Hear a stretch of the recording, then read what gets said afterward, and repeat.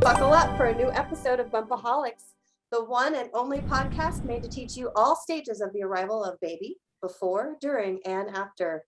Whether you are an expecting parent, have questions about fertility, having difficulty with lactation, or in your postpartum time, you are sure to learn from our experienced doulas when you listen to Bumpaholics. So today we're going to be diving into what is in our birth doula bags with Kristen Mason and myself, Brittany Brownell.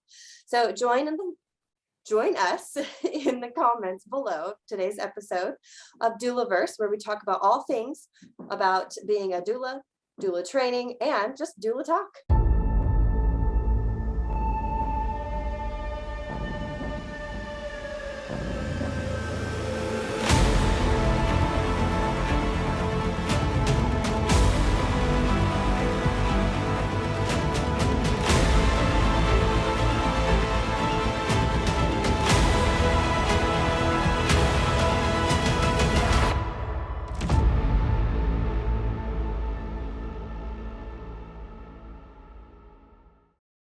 Welcome to another episode of Doulaverse. I'm Brittany Brownell, certified birth and bereavement doula, certified birth photographer, education director, and volunteer with Casey Women's Ministry, mother of 3, soon to be mother of 4.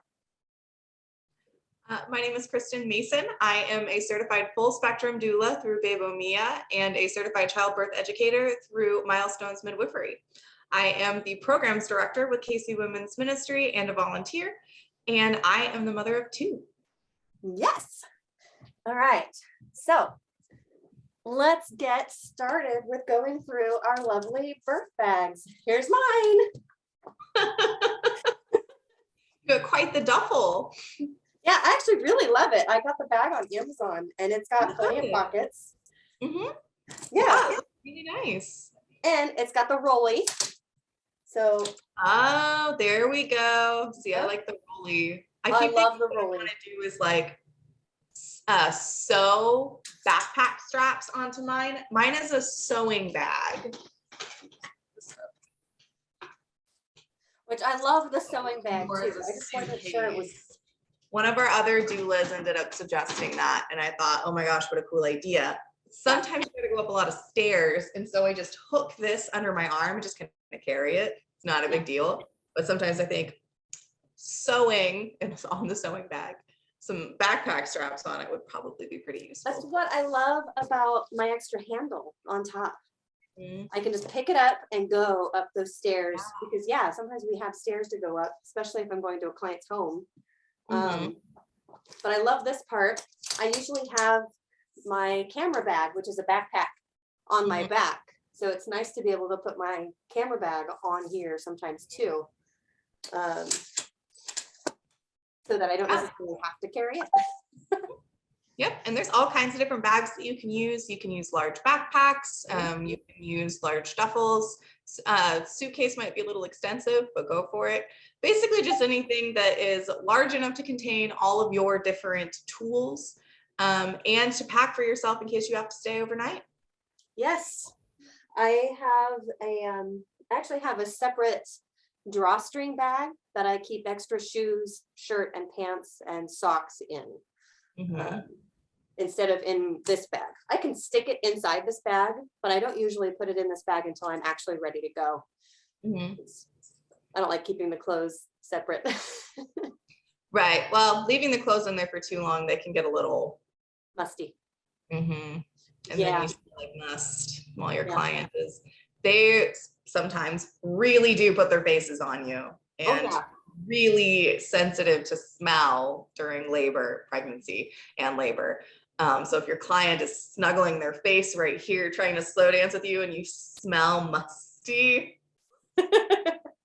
Yeah, there's not much that can hide that either. Even if you put essential oils on, it just doesn't hide it. Nope. So I don't like to keep my clothes in that bag because I keep my shoes in the bag too, which is what makes them kind of smell musty sometimes. But just storing them in the bag without getting air can make them musty. So let's move on to the actual bag itself. Sure. I don't know about you, but I keep some hair ties. I just keep a little thing of hair ties on my bag right here so that I have easy access, easy and quick for myself or my clients. It's an entire thing. They're the bigger hair ties because most people tend to need the larger ones rather than the smaller ones. I can use large or small in my own hair. And then I also keep on the outside of my bag a hand sanitizer. So I hate hand sanitizer. what? I hate hand sanitizer. I know, bad but for you. We It's have so to bad. nowadays. I know. I don't care for it either. If I could get away with not using it, I would. Truly, you should wash your hands before you use a hand sanitizer, so you can keep your good bacteria on your hands. But there's not always the opportunity to do so before I get into a birth space. I personally have never had that where I don't have, but that's part of my routine. When I first come into a birth space, in order to wash my mind clean of the check-in process, of maybe I got lost, if it's the first time at that hospital, of whatever last birth that I went to, the drive. And one time I got pulled over in the parking lot, pulling into a birth because the police officer was bored and wanted to get onto someone for turning right on a red light because that particular one you weren't supposed to turn at. It was 3 a.m. I couldn't see the sign that said no right turn.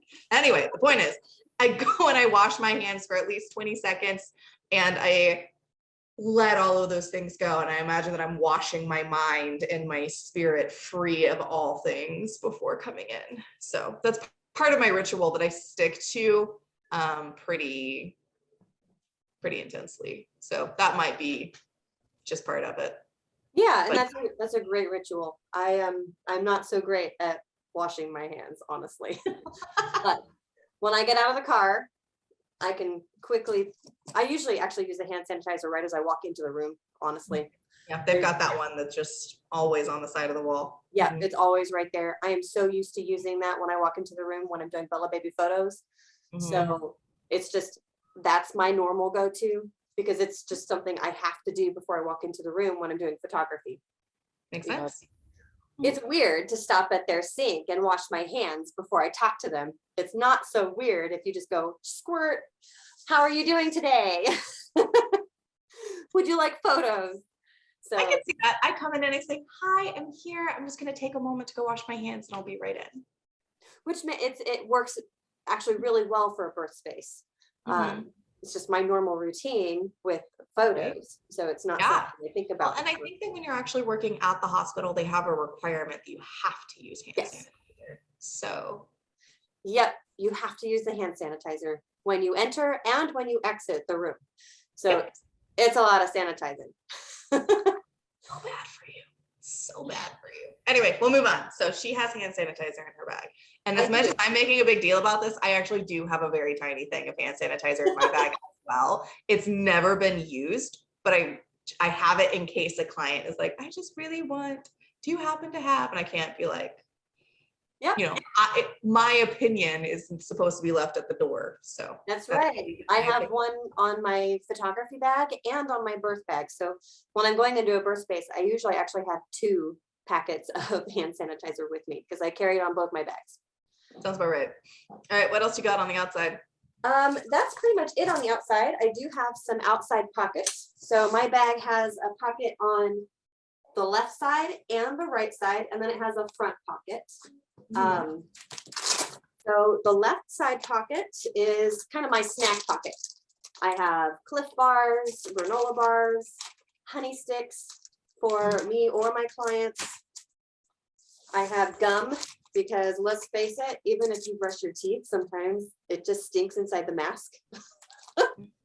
Or you just need something to chew on, especially if it's been a long time and you're like, okay, I need something to help keep me awake. The gum helps a lot with that.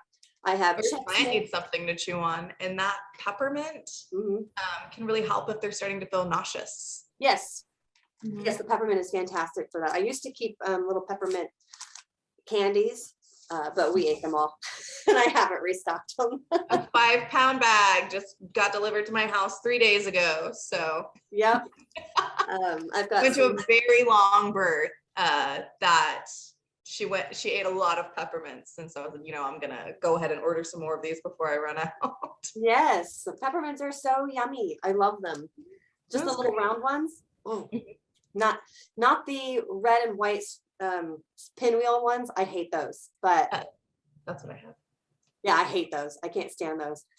So I keep trail mix and a couple of granola bars. Personally, I actually prefer the Cliff bars over the granola bars, but I do keep them on hand. If a client wants them, I'll give them to them, but I don't tend to give them the granola bar or the trail mix. It's not going to be pretty coming back up. It's not going to be an easy in and out type of thing if you're someone that gets sick.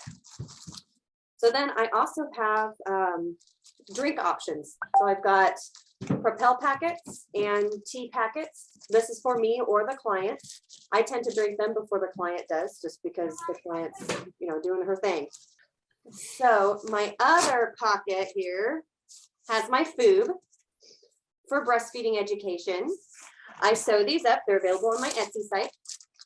Oh, I do have mints. The Lifesaver mints. So I love these ones. My clients love these ones. We'll eat a whole bag at a time easily. Extra tissues, not that I usually use them clearly because they're not open. But you never know. And that's all that's in this pocket. Very cool. Do you have outside pockets? I do. So in this pocket, I have my little portable fan because people do get hot, and I like to have it on the outside because normally when they start getting hot, I want to be able to get to it quickly because it can be one of those, I'm hot, I need it now. That tends to be one of the faster ones. And then it comes out the top so they can put it around their neck like this and wear it so we can walk around and it just blows right on them. Or it's really good to give dad something to do. They tend to get hot towards the end when things are starting to get a little intense. And so he can stand there and hold her hand and go like this. And then everybody feels included. Nice. And where'd you get that fan? Oh, you can get those things anywhere.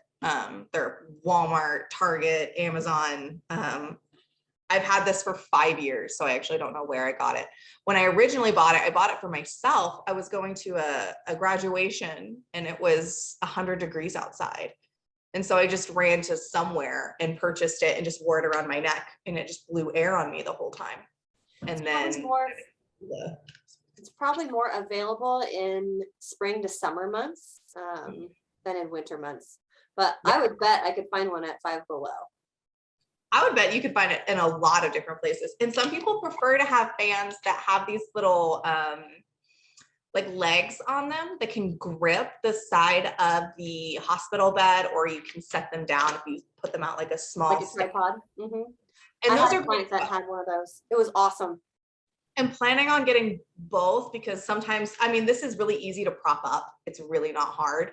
But sometimes I have used them when my client brought one, and it's been useful to even have both. So yeah.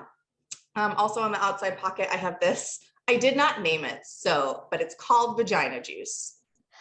I didn't name it. That's what it's called. You can buy it from Home Holistic. It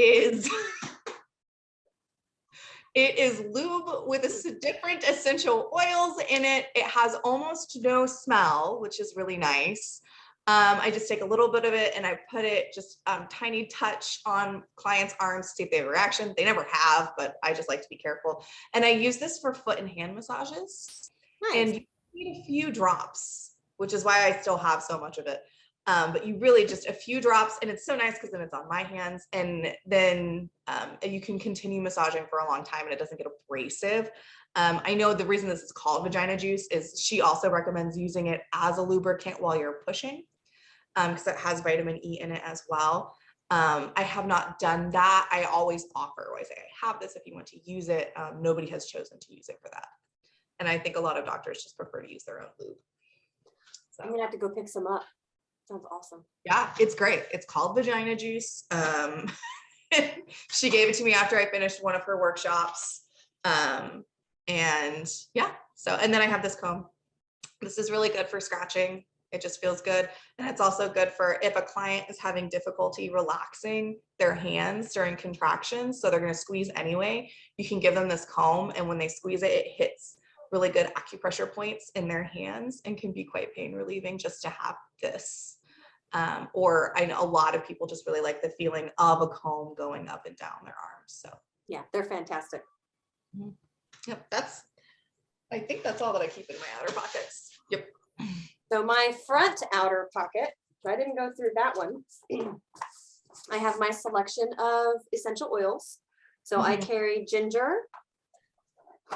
And then inside here, I have clary sage, peppermint, lavender, sweet orange, and lemongrass. I use peppermint and lavender the most. Clary sage is one that it's a hit or miss with clients. You know, a lot of times they don't like it. It's something that you have to get used to. But if you put that one with a carrier oil on your stomach, it can help tone the uterus and help you have stronger contractions, especially if you've gotten tired. And then I have my massaging oil. It's not called Vagina Juice. It's got a normal. This one's moisturizing body oil. It's a cocoa butter formula with vitamin E.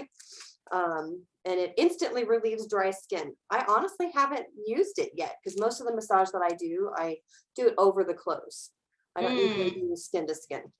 And that's probably my preference. You know, my clients are usually clothed.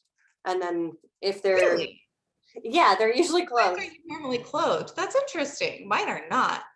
Yeah. Most of my clients get naked pretty quickly. Yeah. And then make jokes as they're like putting their butts in the air and stuff. This is maybe they get in the shower pretty early with me. And then we just don't. Yeah. I always recommend the shower, but a lot of times they'll look at me and go, no, not yet. I'm like, okay. And then just keep going. I'm like, you ready for a shower or bath? No, not yet. Okay. And then I carry cotton balls because I don't want to put the essential oils directly on skin, and I want to be able to take it away if they have start to build a sensitivity to it of any kind.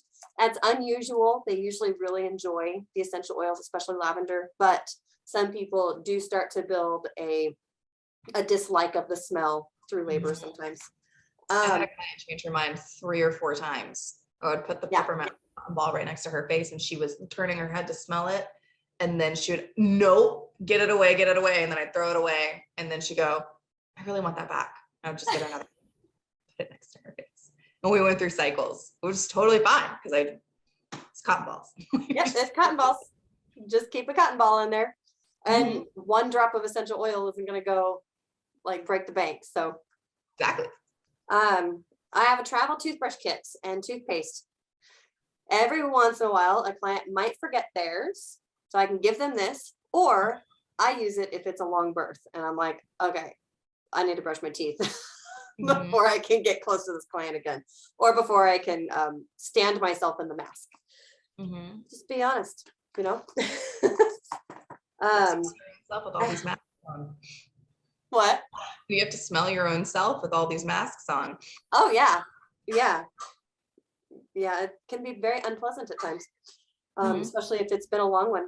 So I actually haven't had to use the reading light yet, but I have a reading light. It's a clip. Okay. Yeah, I actually got that from Milestones. Yeah. Oh, really? Cool. Yeah, when I did her doula training. For home births, because we can't put these in the bathtub at the hospital, I have some a bath bomb and some rock salts, bath salts like Epsom salt. And then I have some chapstick for clients. If I give them one, they keep it. I don't keep it. It's theirs from when they open it. And I use Vaseline and I keep a bag of Q-tips. That helps some money that way. And I find Vaseline works a lot longer. I'm not a huge chapstick fan. It just makes my lips peel. But I find everybody kind of likes Vaseline on some level. And so then they just use the Q-tip, put it on, and then throw the Q-tip away.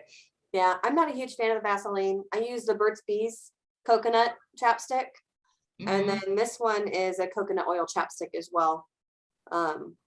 So if I were to make my own, that's how I'd make it. Because I'll use my cream actually before I would use chapstick. And then I have a sample of my nipple cream, my skin. Of course. Well, yeah. And then I've got a selection of combs. Some people have larger hands and some people have smaller hands. So I have a skinny comb, that one's actually a larger comb, and then a mid-sized comb. And I'm not meaning length, I'm meaning width. Right. And a sleep mask and earplugs for those moms who are like, I really need to sleep and I want it very clear that I am sleeping and you need to leave me alone. Pens, headphones for those who forget theirs. And I think that's all that's in this front pocket here. There you go. Yeah. Lots in there. You want to go into your bag? Yeah. So up here, when we're talking about what do we tend to use at every single birth, this yoga mat I used at every single birth. It is thicker than the average yoga mat. As you can see, it's nice. Most mats are much smaller than this. I did that on purpose. The point of this mat is to relieve how hard floors are. So it's for whoever is standing at the time. If my client is wanting to do slow dancing, we can both stand on this. If the support person is standing next to the bed or the chair, wherever she happens to be in. If I'm kneeling next to the bathtub while she's in it, this is incredibly relieving. I have to think long-term of how long I might be there. And also if they're in pain from lower back all the way up to their hips, knees and whatnot from standing on that super hard floor, then they're going to tighten their pelvis up. And so this is guaranteed immediate relief. I've had so many nurses that they were like, every room should have these for them to be able to stand on. So this is the thing that I use at every single birth, every single time, or every single hospital birth and birth center birth. If I've got a hard floor, I've got that on the floor. So that's the last thing that I keep on the outside. So I don't want to go over things that you already did. So I'm going to skip repeat stuff. Different thing that I keep in here is I have grass-fed beef bone broth. This is really good for someone who isn't necessarily wanting to actually eat food, but they need to get their energy up. They've been in labor for a while.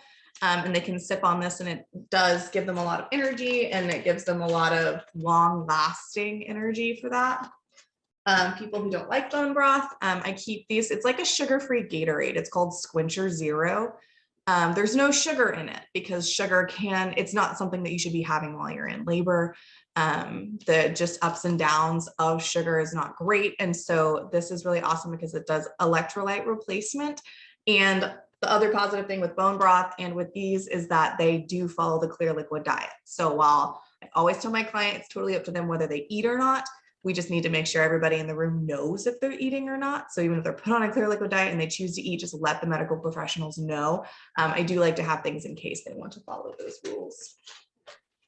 And then this is my sack of massage tools. This is my homemade one and it's very popular. What's perfect about it is I didn't use tennis balls, but they're very similar to tennis balls.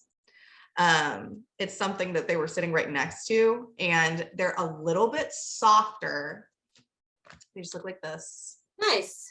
And what's perfect about this, where it's literally just a soft two balls with a hair tie in the middle and then on the end, is that their spine can go right here and you can run this up and down their back and do different levels of pressure. And it's very hand saving and it's very relieving for the client if they're having pains going up and down their back. Or you can put it on either side if we're getting to lower hips and just push. And that's really nice because you can have the partner do that or the other support person. If they're having trouble finding those places, this tends to be perfect. And so just push right on there. You too. Yeah. Mine are tennis balls and they're just in socks. Yeah. With the Just ends tied off. And I love them. They're fantastic. Right. Because, you know, your hands are fantastic. I always prefer my hands, but they become useless if they get tired, and everybody's hands get tired. You have incredibly strong hands and they're going to get tired, and they can't really get that rolling motion as well. I mean, you can push and go up, Right. use the lube, you know, going up and down the back, and that's great. This is going to do basically the same thing and save your hands. Yes. So then you use them longer, you know, and get the pressure involved. This is I'm having pain in this very specific place. Yep. And I need it pushed on right here. Something else I use this for is if my client has decided that they want to sit with something against their back and I can no longer reach their back, you can just put this right behind that pressure point. And then when they need it, they push against it and they have counter pressure just right there. I also just use a ball for that. You can just stick this right behind whatever it is that they necessarily need. Yeah. I have found that once a client has picked their favorite of my round ball massage tools, I can't put it away. I have to keep it very close by. They almost want to have it in their own hands to make sure that it's right there. They get very attached to whichever one that they pick. I have used both of them in the same birth as well. I will keep them on their tray. Yep. So I have quick and easy access. Yeah, but the Omni roller, I love it too, because again, it saves my hands from cramping. This one, my hands will start to cramp after a while. Really? So, yeah, just that pushing up and down motion. It starts to give me some pain here. Oh, so yeah, you know, it is what it is. But that's when I'll grab out the Omni roller. So then I don't have that hand roll motion. I can just go like this on the back and it still gets that rolling motion. Good grip. But I love my Omni roller. Yes, it was a stocking stuffer that my husband got me for Christmas 2 years ago at the beginning of my journey. So this is a roller as well, but as you can see, it's not ball round. And what's really nice about this is to use for leg labor. Leg labor does tend to mean that they're having lower back pain. It's traveling down that nerve. So you do want to focus on the client's lower back if they're having leg labor, but being able to roll this on their legs, especially if you have another support person, you can hand this to them and it's very easy for them to just do this on someone's leg. That serves the same purpose. And if you need to, you can use both. So they're on maybe their side, for example. People with a leg labor tend to not want to stand up. So you could be doing this on their leg and then pushing this on their lower back, relieving from the source and where they're feeling it. That's what I tend to use this one for. Yeah, I love that roller that you have there, but I don't have one of those. So I tend to use fantastic. The very first hospital birth that I ever went to, the husband had bought this because his wife had leg labor with her first. And so he had actually gone ahead and researched different tools specifically because he had remembered last time just how exhausted his hands got from trying to do that just from pure counter pressure. And I said, oh my gosh, I need to buy this.